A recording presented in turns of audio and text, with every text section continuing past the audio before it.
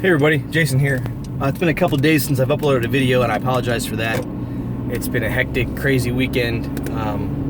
With Father's Day and all, we had a surprise birthday dinner for my wife, and then on Saturday, and the next day was Father's Day, so in-laws were in town from Detroit, and we had a good time. We had a great weekend. Everybody had a good weekend, and it was a blast. We got to visit family and stuff, and I hope everybody had a good weekend and a good Father's Day for all you dads out there. Excuse me. So it's been hectic lately. My cold is finally getting better. Real super phlegmy there for a while. It was real yucky. But this won't be a long video, I don't think. Not that I'll have much time anyway. I'm almost halfway to work anyway. But I wanted to talk about something that I had forgotten how genius it was. I cracked open my AD&D 2nd edition Player's Handbook, and specifically was reading the non-weapon proficiencies and weapon proficiencies. Or that's a very, very 80s term. I don't know why they didn't just call them skills, but whatever. It was very, very 80s, kind of corny in a way, I guess, kind of cheesy, but non-weapon proficiencies and proficiencies. And as complicated as those things might sound, like those are very specific and sort of like, I don't know, needlessly, I don't want to say complex words, but it's just a fancy way of saying skills. So in older editions of mosquito in my truck. Older editions of D&D, the way the way things worked, like if you wanted to do something like climb a tree or swim or take some time to go through a library and try and find something like a book or whatever, or bribe a guard or whatever, you would roll a d20 and roll under your stat, your ability. And you would, like, say you wanted to bribe a guard to, look the other way or let you go after you got into a tavern brawl or something. You didn't have the funds to pay a fine or whatever. Roll a d20 and say you had a 14 charisma. Well, you'd role play it out, and you'd role play and talk back and forth with the GM or DM, and I guess based on that he would decide if you had any bonuses or not or anything like that. But generally, to make things simple, you'd have to roll under your charisma of 14. So roll d20. If you roll under a 14, you're successful. And so what non-weapon proficiencies were, you had a list of skills like armor and alchemy and horse riding, or etiquette, things like that. I don't know if etiquette was really a skill, but this is just an example. And so what those did was, you on 2nd edition, you had the same thing where roll under your stat to perform a skill other than thief skills, which different story for a different time. You know how I feel about that. That's like a dead horse at this point. I keep beating it. But anyway, so what a non-weapon proficiency did was it gave you an effectively higher stat when you were rolling to do that skill. Like, say you had a 10 dexterity. You're a fighter with a 10 dexterity, and you wanted to scale or climb over a fence, but it was a big fence, like a wrought iron fence, and you didn't want to fall and get hurt or whatever. The GM could just say, all right, make a skill check or non-weapon proficiency check or a dex check, whatever. But since you had, say, 2 points in this skill or non-weapon proficiency, you would have, I'm on this bumpy, shaky road again, sorry, it's not a real long road. Your dex, instead of being 10 for this check, would effectively be 12. So you'd have to roll a 12 or lower instead of a 10 or lower. So super, super simple way of working, but yet it was still the traditional roll under system. And it was very easy. you got a lot less points to distribute. Basically, you would start out with 3 or 4, depending on your class, and you wouldn't get a couple every level like you do in current versions of D&D or Pathfinder or whatever. What would happen is you would get 1 skill point or non-weapon proficiency point to distribute every so many levels. So you weren't raising your skills every level. You had to really think about what you wanted to raise and be very sure that's what you wanted to do, because like every, say, 3 levels, you would get 1 point to distribute, and that's it. So if you wanted to become a master, weaponsmith, you could put points in different places starting out, but every level, if you wanted to get different skills and abilities, not abilities, but non-weapon proficiencies, you would have to make sure that you were putting your non-weapon proficiencies where you wanted them, because you only got so many of them. You got a really, really limited and small amount.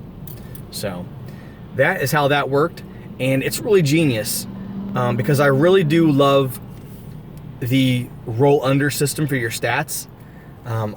I like that better than a target number. I get with target numbers, there's a lot more, it's a lot easier to determine a difficulty. Like something's hard, like say something's hard, you can make it a 17 check or a 16 check. If something's easy, you can make it a 7 or an 8 or something. If it's just average difficulty, you make like an 11 or 12 or something. Whereas with the roll under version, you just had to roll under your stats. So if you had like say a 16 in something, chances are you would make that check most of the time, because you had to roll a 16 or less on the D20. So that made skills and checks are really a lot easier to do. But you could, the GM could say, all right, well, this is a harder roll, so instead of a 16, you have a -4 penalty to your check or to your stat, so you'd have to roll a 12 or lower instead. So you could do that, and that was definitely something you could do. But in general, I really love the roll under version of the mechanic better than a plus bonus from your stat, plus D20, plus target number. Because with that, there's a higher chance of you not succeeding. So say the difficulty is average, which is like, say, an 11. Say it's an 11 or something. And the plus bonus from your wisdom check was 2. You'd roll a D20 and add 2, so you would be rolling a minimum of 3. Although I think technically in 5th and everything, rolling a 1 is an automatic fail and a 20 is an automatic success. So you'd have to roll a 2. If you rolled a 2, your total would be 5.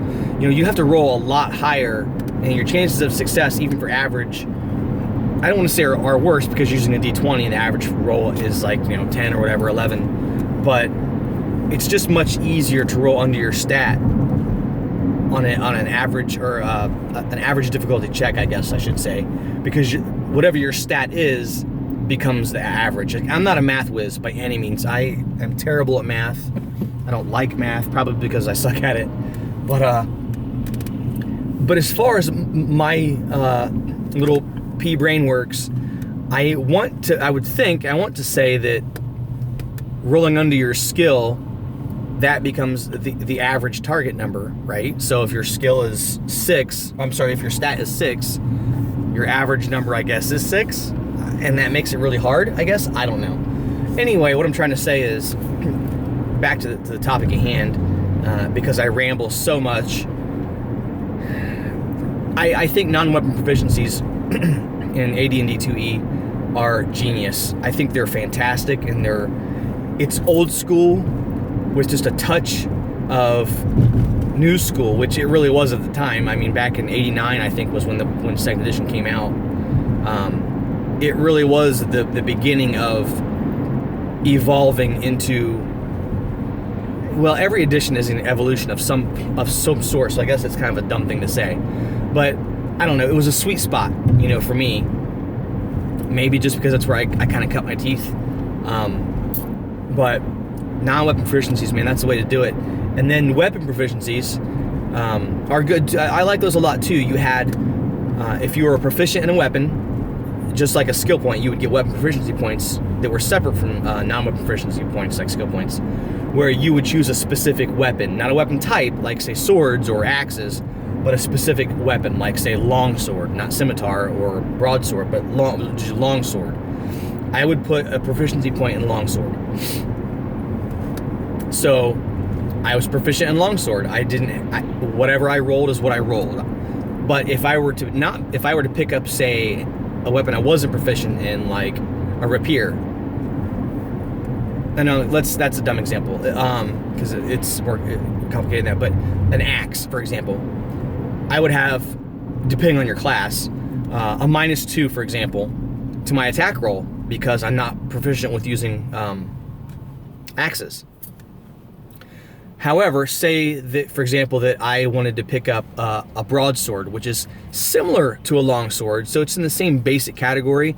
You had similar weapons where your penalty for using that was not as much. Say it'd be like a -1 instead of a -2. Because it's similar, the weight is probably different.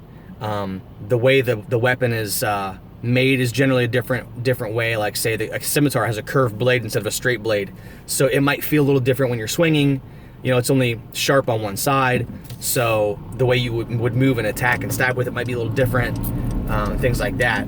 So it's familiar. It's a familiar weapon group, so your penalty would be a little less. Like say you were proficient in a halberd, but not a rancier, or however you would say that other polearm. You know, if you were to pick up a sword, you'd have a -2 or a -3 or whatever. But if you picked up the rancier, which is similar to a halberd, you would have only a -1 penalty because it's a similar weapon group. You're familiar with the basic mechanics of a weapon of that size and shape, not the specific make of it. So it was very clever. It was very, very clever. 2E just had so many very clever, good things that were a little bit of crunch without being overly complex, which I think is fantastic. Anyway, I'm at work and I haven't uploaded anything for a while, and I felt kind of bad about that, so I wanted to get something out there and try to keep the channel somewhat alive, because I went through a little spell there where I uploaded a lot of shit in a couple of days, which was great. And then I got a cold, and there was family in town, and holidays, and you know how that goes. So anyway, I'm at work. I'm gonna go inside, and I hope you guys have a good day. And thanks for watching, everybody. And hey, if you have any good memories of 2nd edition, let me know below, or do a video response. And if you do a video response, and I'm not subscribed to your channel, leave me a link to your video response below in the comments so I can watch it, because I think video responses are awesome, and it helps everybody keep content moving and keep your channel alive and keep the community together and stuff. So anyway, video response or text typing response below, or whatever. You don't have to respond if you don't want. Just let me know if you like the video. Anyway, again, I'm rambling. Have a good day, and I will talk to you guys later. See ya.